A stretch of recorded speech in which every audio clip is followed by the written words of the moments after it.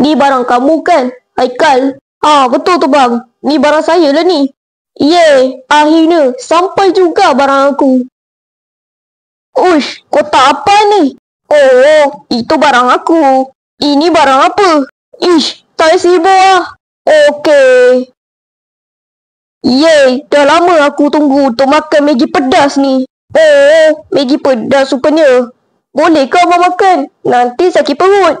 Boleh lah. Lagipun, Maggi ni bukanlah pedas sangat pun. Kata je 3X. Aku pernah makan. Tak pedas pun. Ikut abang lah Lantar, janji aku dapat makan. Bang, cepatlah. Sekejap lagi nak pergi sekolah. Kejap lah dik, tengah sakit perut ni. Kau pergilah dulu. Nanti kalau cikgu tanya, kau cakap je lah yang abang sakit perut. Ish, macam-macam hal lah. Kalau sampai aku habis sekolah pun dia tak datang, memang cerik-berik lah makan Maggi pedas tu.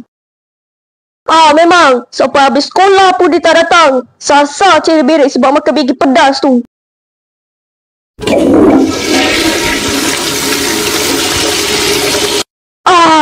Leganya.